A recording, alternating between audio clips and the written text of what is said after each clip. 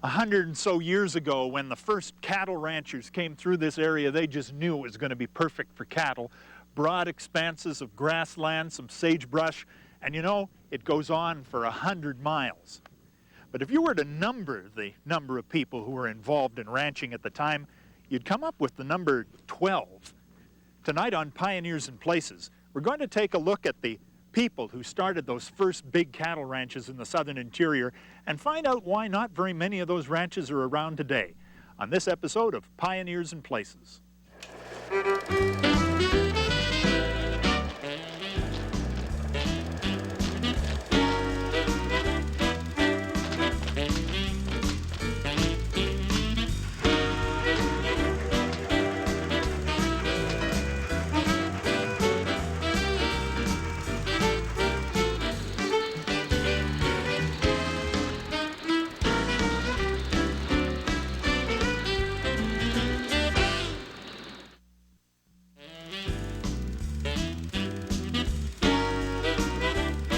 Welcome to Pioneers and Places. Mike Roberts with my storyteller for today, Ken Mather, who's the manager of the historic O'Keefe Ranch in the municipality of Spalmsheen. And welcome to the program. Thank you. We're taking a look today at the empire makers, I guess. These guys were the cattle barons of southern British Columbia. How many owned it all? Well, it's amazing when you take a look. About somewhere under a dozen men held all the good land in the Okanagan Valley by the late 1880s. And that would be the Similkameen as well, the Okanagan, all the way up to the Shuswap. That's right, yeah. Cattle was king, and you needed huge amounts of land to successfully ranch, and so these guys were really the cattle barons of the day. This photograph has 11 of the 12 on it, and the photograph is flawed slightly. It's not well balanced, so these guys obviously said, we're not posing forever for you. But when you look at it, there's Fortune, Brent, Tom Ellis, Tronson, Lumbee, O'Keefe, Boucherie, Lequim, Greenhow. Look at them, there they are. That's them. Those are the guys who basically held the land, had basically all the good bottom land tied up when the railway was finally completed into British Columbia. Was there any kind of commonality to them? Were they all Scottish? Not really. It's quite an interesting mix. I think what they did have in common is they were all hard-nosed, hard workers, and they were willing to wait for things to happen. Many had come and left abandoned lands behind them. But these are the guys who decided they were going to make it stick, and they were going to stay on the land, even during the 1870s when there was no market for the cattle, where there was the Okanagan Valley was a backwater. These are the gentlemen who decided that it was their home and they were going to stay. Who was the first in? First in, well, I mean, Tom Ellis was very early on at the bottom of Okanagan Lake. But really the beginning of it was around Okanagan Mission, which of course is now part of Kelowna, where the Oblate priests had set up a mission, and where settlers came in, mostly French-speaking, so we hear the names like Boucherie and McDougall, believe it or not, French-speaking. Lequim. They all came to settle in the area around the mission. And ranching is what they were doing. That's right. That ranching was the name of the game. I guess they came here because in the 1860s, it was the gold rush of the Fraser Canyon and of the caribou that attracted them to the area.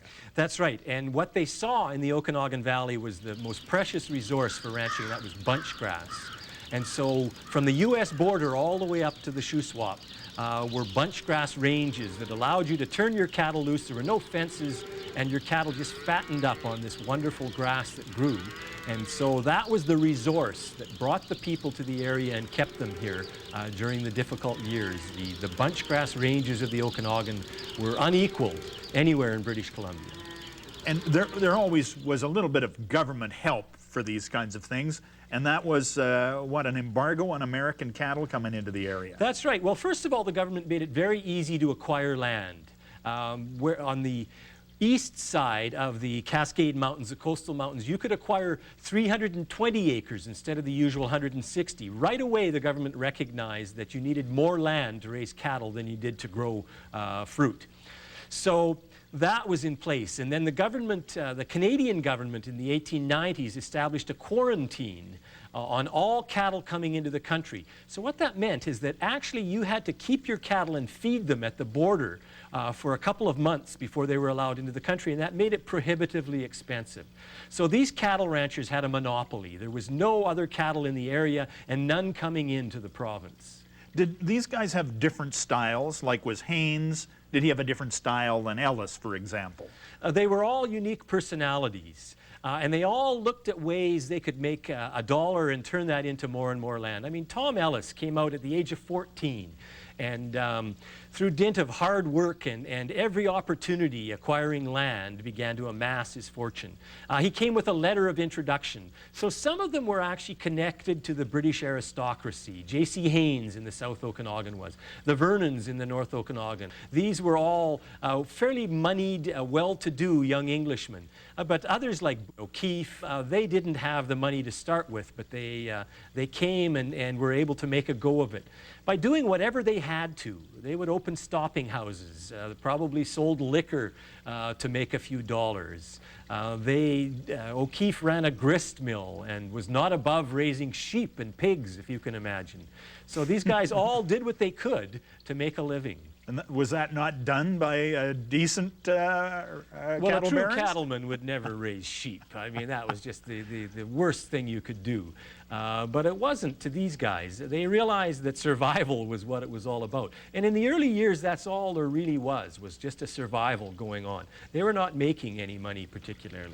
And so, from the American border to the Shuswap, these guys all arrived at about the same time. Is that That's right? right, yeah. 1860 to 1870. That's right, and they all established their ranches with small beginnings, 160 or 320 acres, and built them up from there.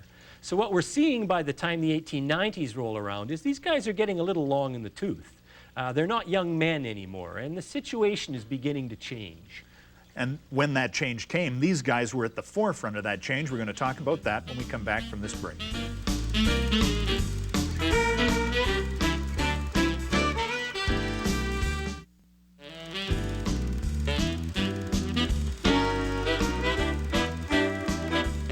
Welcome back to Pioneers and Places. Mike Roberts with Ken Mather, the curator of the O'Keefe Ranch in Spalmsheen, talking about the evolution of the giant ranches, the cattle barons, and then their disappearance. What was the cause of this morass around 1870? What happened to the cattle business? Around 1890, we actually see things beginning to change. Now, in 1885, the railway has been completed across Canada. And so what that means is that the Okanagan Valley is no longer isolated. People are beginning to come to the interior of British Columbia, and there's a talk of a railway being constructed into Vernon in the North Okanagan. And so speculators are beginning to look and see this incredible climate that the Okanagan has and think, you know, there's potential for more than just cattle in the Okanagan Valley. So we begin to see activity, a flurry of activity as speculators and outsiders begin to look at a way to make a dollar out of the Okanagan Valley. And of course, the ranchers are holding all the land, and so they have to be dealt with somehow or another. But there's also more and more people coming to the valley, so the pressure is on to subdivide these lands and use them for other purposes. It's already been shown that fruit growing is quite successful in the Okanagan on a small scale.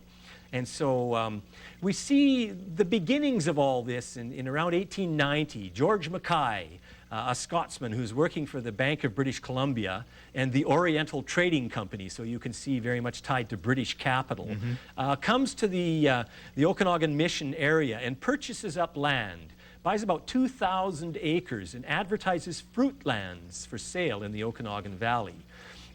And he begins to subdivide a little town site to look after the fruit orchardists in the area, and he calls that Benvolin after a mountain in his native Scotland.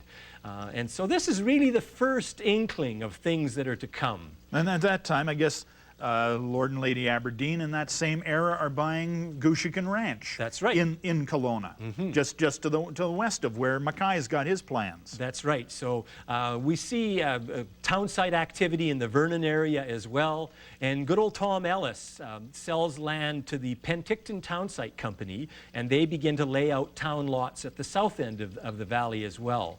So all of the ranchers are recognizing that things are changing, but they're very careful to hang on to the lands they have. They'll sell little amounts for town sites. But of course, town sites are not much good unless you're able to have people, settlers in the area to provide supplies to. Well, this, of course, is the era of great immigration to Canada. Right. And they find their way here as soon as that railway is built into Vernon, which is, what, 1892? 1892, the Shuswap and Okanagan Railway arrives in Vernon and then proceeds to go to Okanagan Landing, where freight and people are loaded onto lake steamers, the SS Aberdeen being one of the first, that can then go up and down the lake. So the little town of Benvolen is a bit of a backwater because it's actually quite a ways from the lake.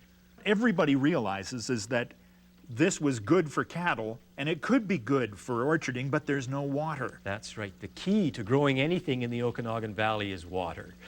So the lands that are being sold are the ones that have close access to the streams running through the bottomlands, but very limited in their ability to get water to grow things. And so that's one of the drawbacks that's in place. Where do you go to get the money to build an infrastructure that's going to be as costly as irrigation systems? That's right, and that is what we see happening, is that the ranchers, even though they have grand plans and hold most of the land, they don't have enough capital to be able to build the irrigation ditches in their reservoirs to bring water to the good bottomlands. And things are changing in the ranching situation as well. 1897, the quarantine is lifted, and so we see cattle, U.S. cattle being able to come into the valley and into British Columbia with minimal cost. And of course, Alberta is growing as a ranching center as well. And so the ranchers are starting to see that maybe the end is in sight. We're also seeing the bunchgrass ranges being depleted from overgrazing, and the occasional cold winter that comes that's killing off Okanagan cattle. That's right, because we often think about droughts and things, but what happened in the Okanagan to urge the cattle baron into a new era? Well, the winter of 1892-93 is a devastating one with deep, deep snows and then a bit of a thaw and then another freezing time when the crust is on the snow, so the cattle can't graze. Thousands of head of cattle die off during that winter. Probably the only one who's safe is wily old Tom Ellis down in Penticton. He puts up huge amounts of hay that people laughingly call Tom Ellis's nest egg. But when that devastating winter comes, Tom has the last laugh. He's able to feed his cattle and fatten them through the winter, where the rest of the ranchers take a terrible hit from die-offs. And how do you survive? Are they paying big taxes on this land anyway, or has it reached subsistence levels? Well, the government is beginning to see that the wave of the future is not huge cattle ranches, but small orchard lands. And so the taxes are beginning to build on these lands, and at the same time, the price of cattle is beginning to drop. And so the ranchers are holding on, but they're seeing that the end is in sight. And so they're thinking, well, we'll at least sit on our lands and see what happens. Yeah. Who are the first to put in the irrigation? Once again, Lord Aberdeen leads the way. He buys the Coldstream Ranch and he dams lakes up on the Aberdeen Plateau and brings irrigation water in great amounts to the Coldstream Ranch. This is such a grandiose thing, they actually call it a canal. That's right. The Grey Canal is being constructed, named after Earl Grey, who's the Governor General after Lord Aberdeen of Canada. And this is huge. It brings water down to the Coldstream Valley, to Swan Lake, to Vernon. The whole North Okanagan is opened up as the Grey Canal is being constructed around Swan Lake and all the way down to Okanagan Landing. And so irrigation allows the orchard lands to thrive. And of course, I remember pictures of the Coldstream Ranch diversifying, and it's got orchard land, and it looks like it's got grain planted between the fruit trees. That's right. Lord Aberdeen has wise managers looking after his lands. They subdivide land as well so that the British upper crust can relocate to the colonies, and we see the Coldstream being a bastion of the British Empire. He's growing fruit trees, he's growing grain, he's still raising cattle, he's growing hops as well, and there's quite a market for hops. And so we see more and more people recognizing that the Okanagan Valley is a place that's, when it's blessed with water, has the climate to grow just about anything you want. Now, I should have made a choice of another rancher, perhaps, because the Coldstream Ranch remained in very few hands right up until the present day. The Aberdeens did their thing, but elsewhere, I mean, Ellis was getting out of the ranching business a lock, stock, and barrel. That's right. In fact, he's a very wily one, and he sees when the J.C. Haynes estate puts 20,000 acres plus of land up for sale in 1895, and it's bought by the British Columbia Land and Investment Company. But a month later, they sell it for the same price to Tom Ellis. Perhaps a realization that the infrastructure isn't there yet, the people aren't coming in the numbers they need. At any rate, good old Tom Ellis now controls 30,000 acres of land in the South Okanagan. And he knows that ranching is on its way out. So he begins to subdivide the town site of Fairview, which is a mining town, and he begins to look for other ways. He sets up the British Columbia Cattle Company to market cattle. He sets up butcher shops in the lower mainland. And so he's beginning to diversify already, but he's also seeing that the day will come when cattle ranching is no longer viable. When does he finally get out? He hangs on till 1905 and finally sells all his land, 30,000 acres of land, to a development company that has the capital to do the irrigation infrastructure that needs to be in place. He becomes rich and just takes off. That's right, and in the wave of the future has already taken over. What's happened with O'Keefe up north? Same thing happens. O'Keefe sees that, that land is now worth so much more for orchards than it is for cattle ranching. So he subdivides early in the 1900s about 3,000 acres of land between Vernon and Okanagan Landing. And he goes in partnership with the Vernon Okanagan Land Company, and they subdivide and sell off lands. But again, O'Keefe sits on the majority of his land, waiting for things to get better. And of course, people are coming to the valley. The pressure is on these ranchers to sell off, and yet they cling to their old way of life, and they're reluctant to sell. They also realize that the price has to be right before they're going to part with their lands. We're about to encounter the worst times, perhaps, in the growth of early British Columbia around 1910. Right. So let's take a break and we'll come back and see what happens in 1910, 1914 that finally kicks the big ranches right out of sight. We'll do that right after this break.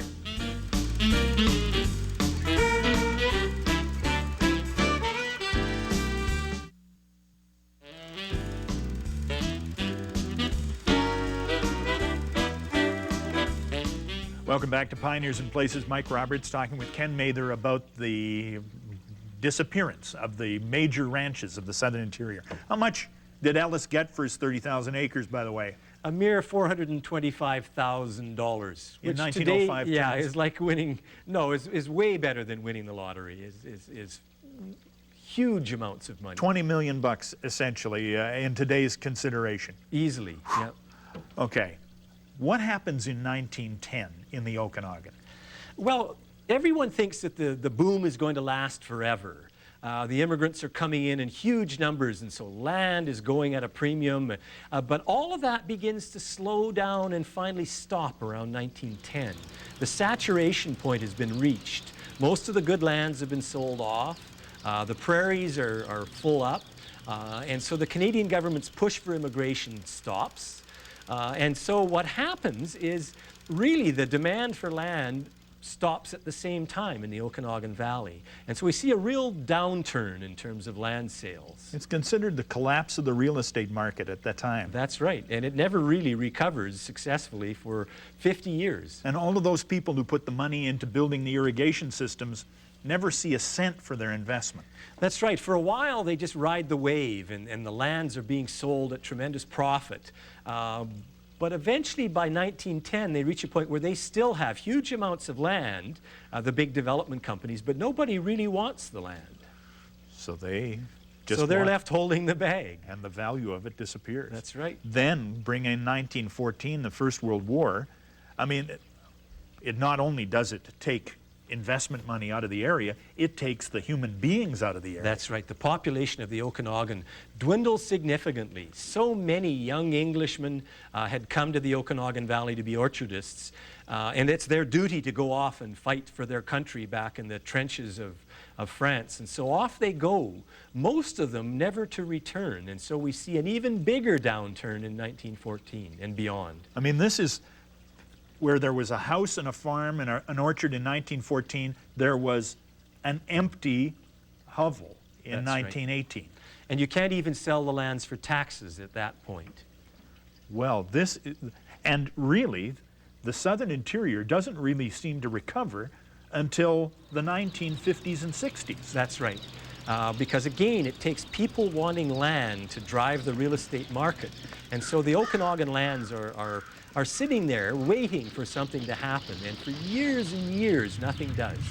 I mean, the orchardists are kind of clinging to it, but now the ranchers are gone, with a couple of exceptions. That's the Coldstream Ranch is one of them. O'Keefe is another.